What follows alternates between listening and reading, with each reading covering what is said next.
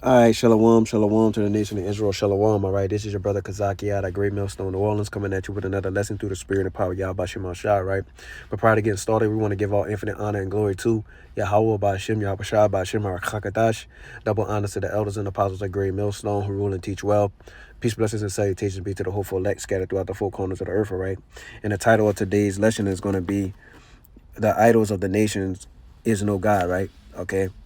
All right, that's the title of today's lesson is The Idols of the Nations is No God, right? They're not basically not the true power, okay? Okay, and as we go through the different nations, right, as you go through whatever, China or Japan or the Moabites or the Ammonites, okay, the Elamites, the East Indians, all the nations have their own gods, okay? The Arabs, right?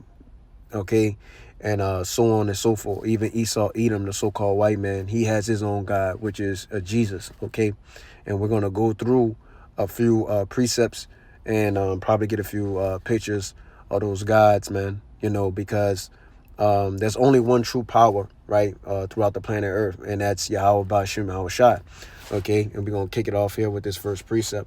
This is Psalms 96 and verse 4 says, "For the Lord is great and greatly to be praised." Okay, and it says he is to be feared above all gods, right? So that the nations make their own idols. Okay, and I believe when you go into that word idol, it means basically vanity, right? Something that doesn't have that's meaningless, pointless, right? It basically has no value. Okay, all right.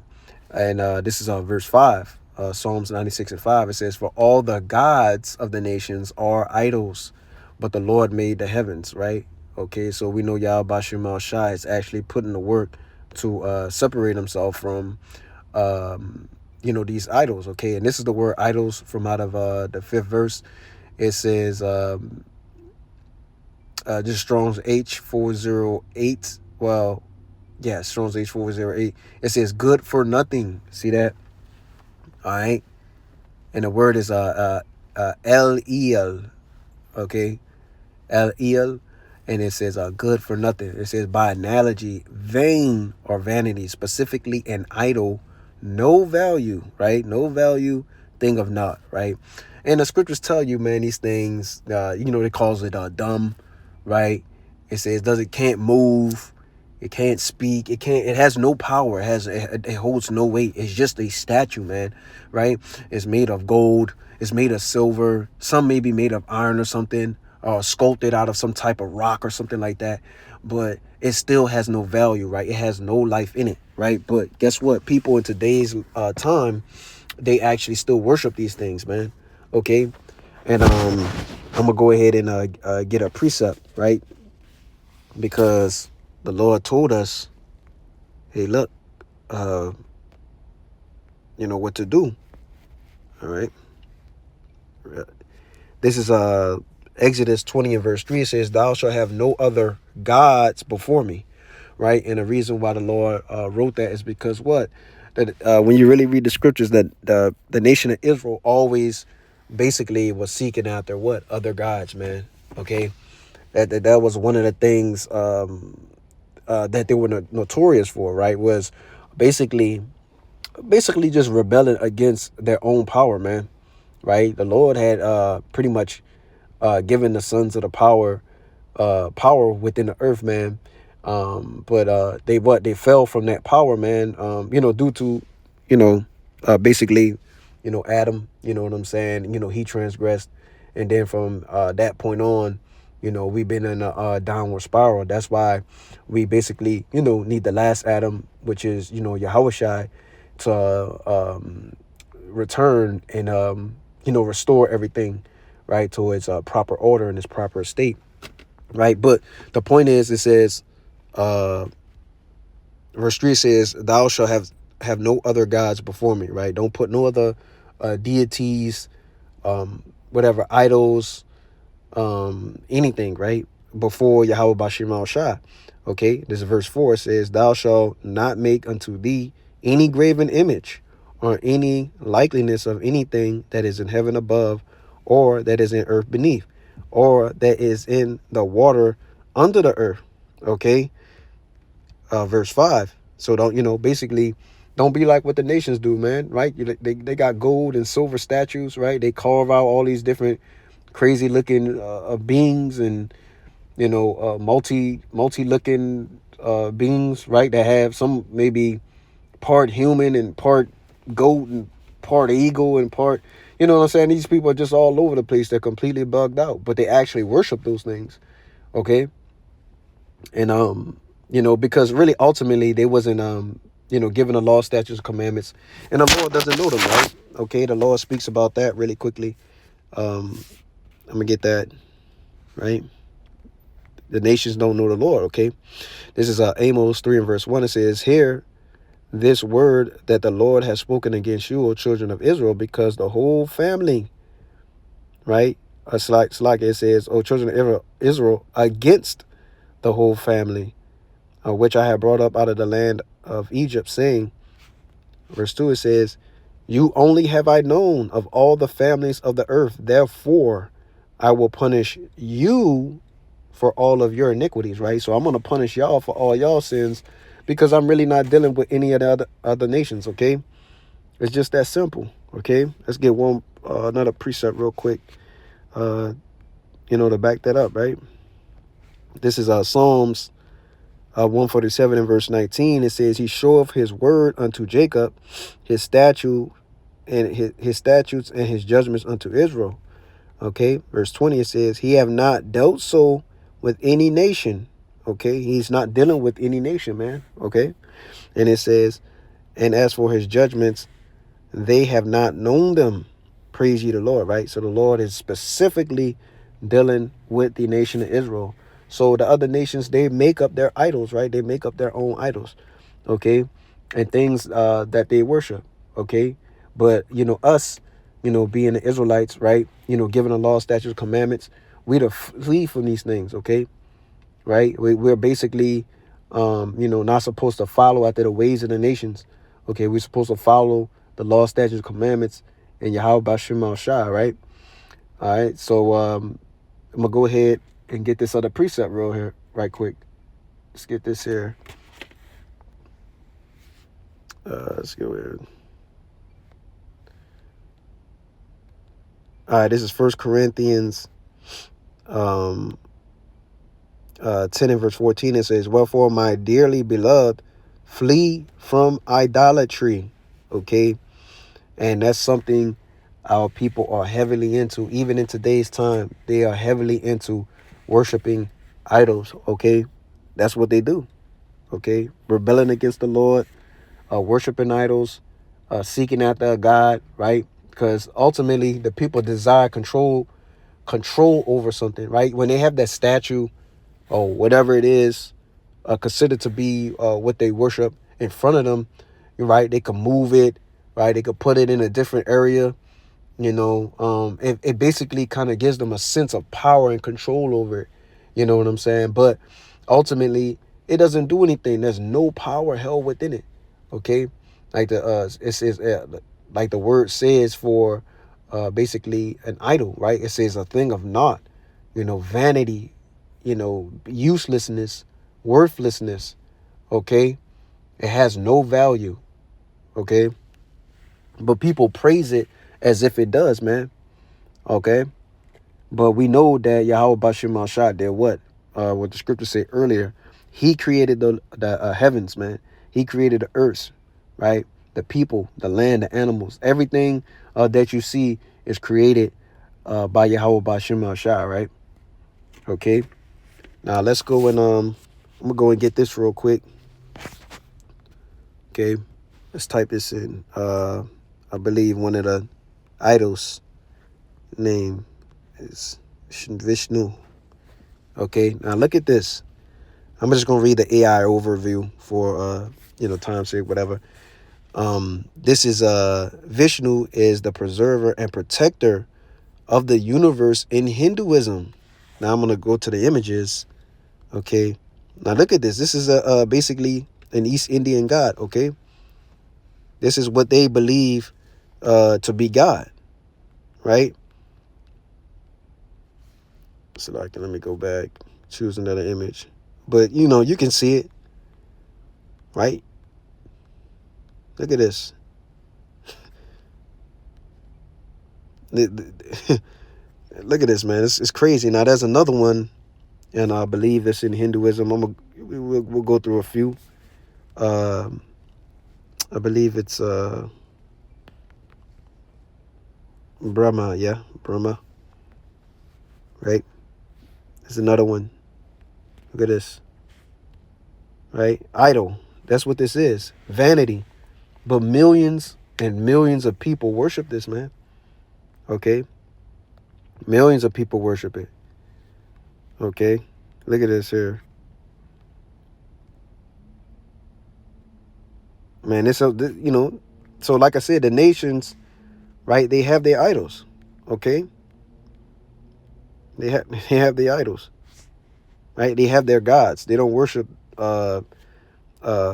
they can't worship, but they don't worship the power of the heavens and the earth, man. Let me get maybe like one or two more. Let me get Shiva. Right. This is a infamous one right there. Okay. Hindu gods, man. So, long story short, stay away, flee from these type of practices, man. Jake gets his mind gets caught up in, being with the nations, okay? Being one with the nations. All right. Now I'm gonna go to let me see. Let's go to Isaiah. Right. All right, this is Isaiah 44 and verse 9. It says, "They that make a graven image are all of them vanity." Okay. And it says, "And their delectable things shall not profit. And they are their own witnesses. They see not nor know." Okay. It says that they may be ashamed. All right. So yeah, man, these images in which these people are making, right? What did we just brought up on the screen? I'm gonna go back to it. These are vanity, man. Okay. Things that are worthless. They have no power in them, right? Okay. Let's go back to this here. All right, this is Isaiah 44 and 10. It says, "Who have formed a god or molten a graven image that is profitable for nothing." No profit in it, man. Right? All your prayers are just, falling on what they call deaf ears, man. It says, "Behold, all his fellows," right? It says, "shall be ashamed, and the workmen, they are of men." It says, "Let them all be gathered together, let them stand up, yet they shall fear." Okay. And it says, "And they shall be ashamed together." Right. And I'm gonna get that real quick, but on a quick side note, I remember when the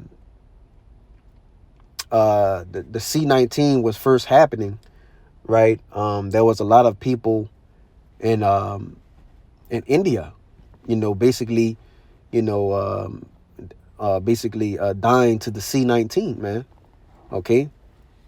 And there was a video of these people basically tossing their idols, right, their gods, right, out of their houses, man. Somebody will be like 6-7 stories up, and they'll just throw their idol out the window, and it'll just burst. It just burst on the street, man. Right? Because these people are praying to be what, man? They're praying to be healed.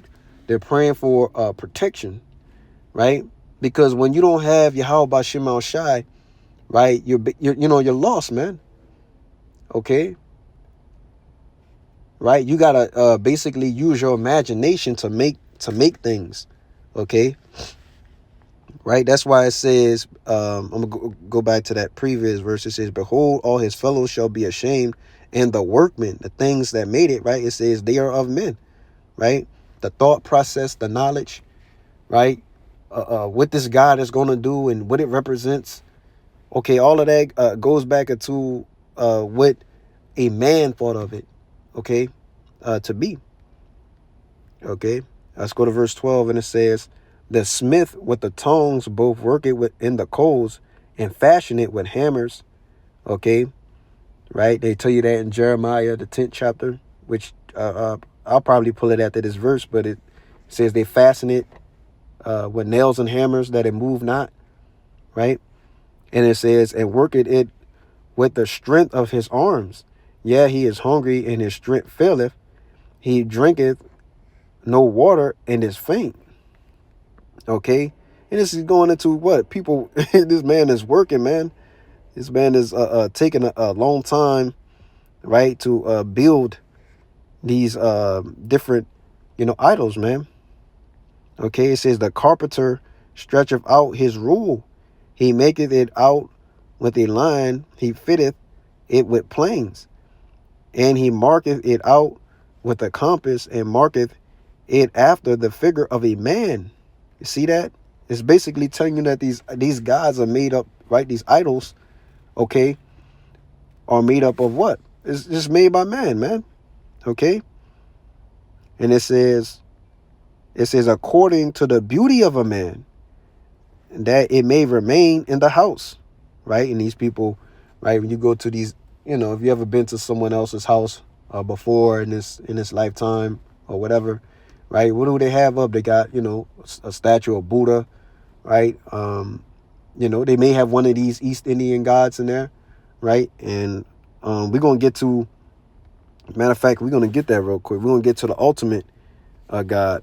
We're going to get Jeremiah 10 first, man. As far as what, man? Basically, who the world calls Jesus, man. That he too is also an idol, right? Because there's a difference between Jesus and Yahushua, man. Right? Yahushua is the true power, but we're gonna get that in just a second. After this, it says Jeremiah 10 and verse 1. It says, "Hear ye the word which the Lord speaketh unto you, O house of Israel." Verse 2, it says, "Thus saith the Lord, learn not the way of the heathen." Right? So Jake, he basically has a curious mindset, man. Jake like dabbling into things that he shouldn't get into. Okay? And now we're coming into basically the new God, right? Who may supersede Jesus, man, which is going to be basically AI, man. That's going to be the new God, man. All right. And we'll get that too. And it says, "And be not dismayed at the signs of heaven, for the heathen are dismayed at them." Okay. And it says, verse 3, it says, "For the customs of the people, okay, are vain." There's vanity. We went into that word vanity, a thing of naught, okay, uselessness, worthlessness, okay, no value, right? It says, "For one cutteth a tree out of the forest, the work of the hands of the workman with an axe." Okay, and this is basically, going into basically Christmas, okay, so-called, right? Because, basically back then, the people believe that the spirit of Nimrod would be within the tree, okay? And some part of their practices was to basically carve little gold and silver heads, man, and they will put it on the tree, and the people will all come around it and worship it, man. And if you didn't, obviously, you were basically a curse, man. Okay. And it says, verse 4 says, "They deck it with silver and gold," right? Doesn't that sound, familiar? You go to the forest, you cut out a tree, right? Okay. You put silver and gold on a tree, and then let's see what else it says. It says they fasten it with nails and with hammers that it move not. So they take the tree, they secure it, right, with nails and hammers, right? They try, but basically, they probably tied a rope to it, right, in different angles with a stake, okay, and drive that stake into the ground, and now you got a stable tree, okay, that can just stand there. But they used to, like I said, they used to put those gold and silver ornaments, heads, carvings, and not more graven images, Okay. And it says they are upright as a palm tree, but speak not. Okay. All right. And it says, right, which I believe in some scripture it says that they call it a dumb idol, right? Which, goes into not being able to speak, right? And it says they must needs be born, okay? So in order to move, right? Because born basically means to carry, right? In order for them to move, right? Somebody has to move them, okay? It says because they cannot go. That right, they're not able to go, right? They're not able to move on their own. It says, be not afraid of them, for they cannot do evil, neither also is it in them to do good, right? There's because it's just a tree, right? At the end of the day, even though people are worshiping it, it's still just a tree, okay? That the Lord made, right? The Lord, that the scriptures say the Lord made what? The heavens and the earth, okay? The earth, all right? I'm going to go one more. It says, for as much as there is none like unto thee, right? Which is basically kind of going into what?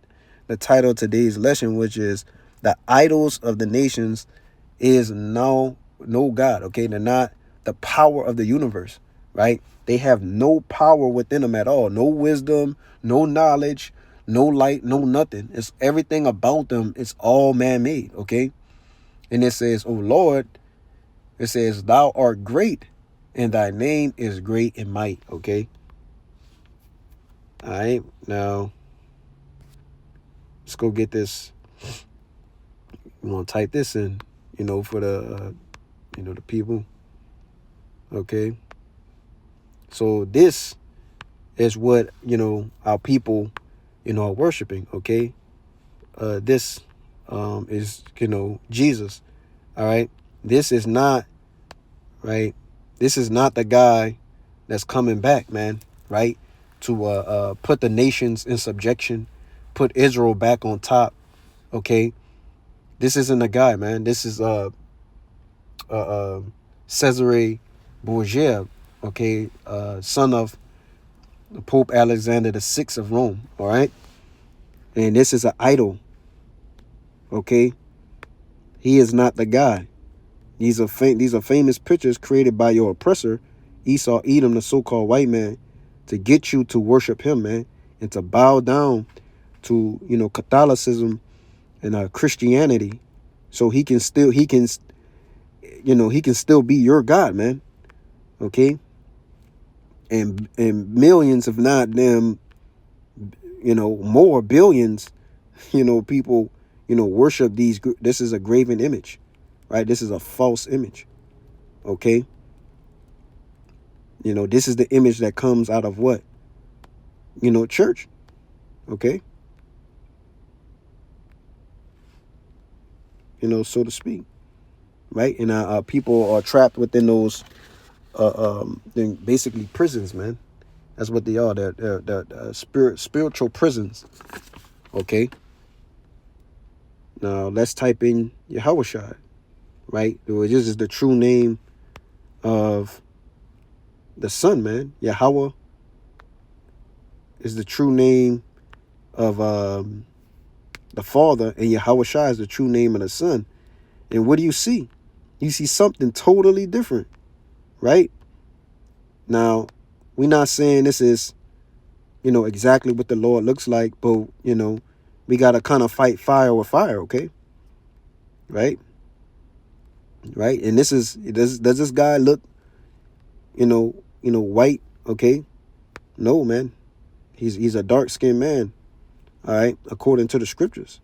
And we're going to get that really quickly, right? Just to prove it, even though, we do time and time again, but, just for, edification's sake. All right, this is Revelation 1 and verse 13, and it says, and in the midst of the 7 candlesticks, one like unto the Son of Man. And this is John the Revelator, right? When you go up, it says, let's see here.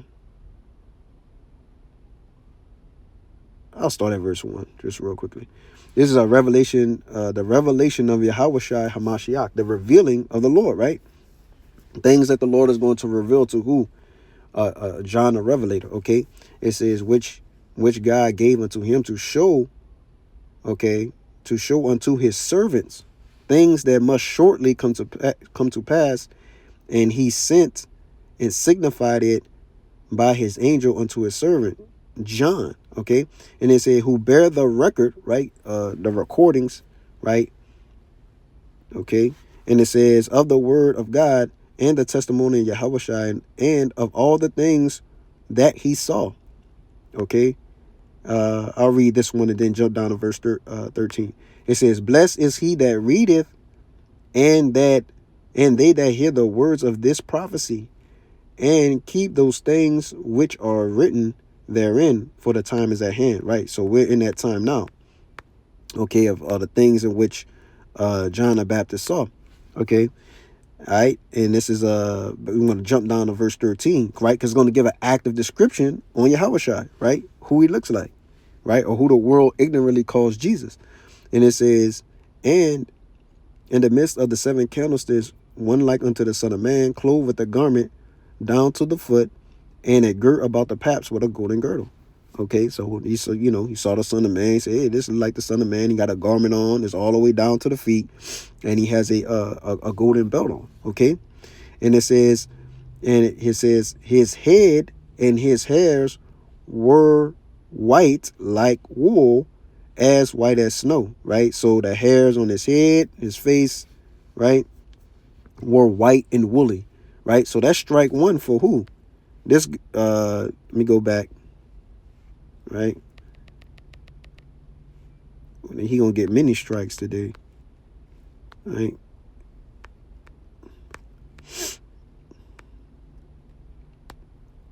so this guy, right,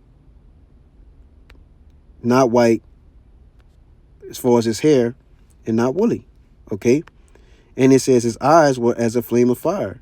Okay, and this is an active depiction of what they say the Messiah looks like, and his eyes are not as a flame of fire. Okay, that's strike two. And it says, and his feet like unto fine brass. Now brass is brown, okay, like the color of a penny, copper. Okay, all right, and this guy does not have brown skin. Okay, or you don't even have brass colored skin. Okay, and it says, as if they burned in a furnace. Right, so if they burned it, right, which we talk about that all the time, past tense. So if you take brass, you put it in a furnace, and you take it out, it's already finished the process, right? What color you going to have? Somebody that's very, very dark skinned, right? And that's why we're saying what? The idols of the nations is no God, man. These are all fake powers, okay, that people believe in, right? All right. And it says, and his voice as the sound of many waters. Okay. So he had a loud, powerful voice. So this guy doesn't have white, woolly hair. His eyes are not red, right? Okay. And his skin is not black. It's got to be dark, right? According to what the text say, right?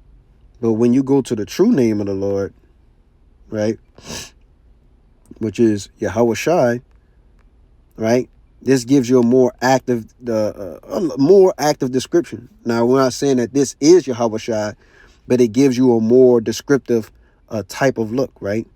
White, woolly hair, right? You can see the hair as if it's a sheep, a garment, down to the foot, green, okay, like the beryl, as the scriptures say. All right. And that golden belt, a girt about the paps with a golden girdle, right? You can see right there, right? And I'm just, giving Jake a visual here, okay? Lord willing is, edifying to the hopeful elect, right? Okay. This would just be a more active description on what the scriptures are actually saying, okay? All right.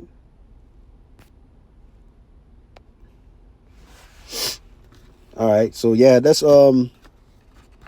that's pretty much all I have, through the spirit, empower y'all by Shema Shai, Lord willing, this was edifying, you know, first and foremost to the hopeful elect. Okay. And the title of today's lesson was "The Idols of the Nations Is No God," right? The Lord created, matter of fact, I'll get this real quick.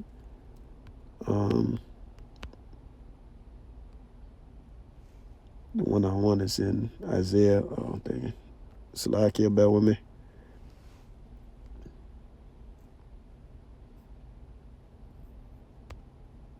What was it in?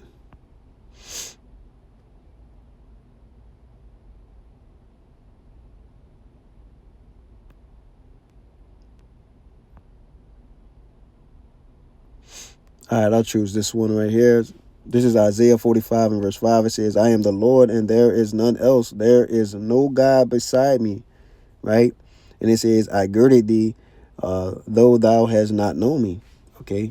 So there are no powers with Yahushua, man. There's no Yeshiva's no power, Brahma, Vishnu, okay? We didn't even go through the other ones, okay? You know, Molech, Ishtar, you know, and, you know, pretty much, you know, the ultimate one that's, you know, trapped the minds and captivated the minds of the people, which is Jesus, man, okay? That's led by, you know, the Catholic Church and the Christian Church, okay? That's not the God of the scriptures, okay? And the people want to find out real soon too, right? It's going to catch the people off guard by storm, man, because remember, the Lord is the one that also has them, you know, believing in the things that they believe in too, man. Okay. But like I said, that's pretty much all I got through the spirit and power. Yahweh Shema Shai. Lord willing, this lesson was edifying first and foremost to the hopeful elect. But prior to getting out of here, I want to give all infinite honor and glory to Yahweh Ba'Shem, Yahweh Shai Ba'Shem, Harakakadash. Double honors to the elders and apostles at Great Millstone who rule and teach well. Peace, blessings, and salutations be to the hopeful elect scattered throughout the four corners of the earth, all right? Kwam Yasha Allah, Baba Ball, and Shalom.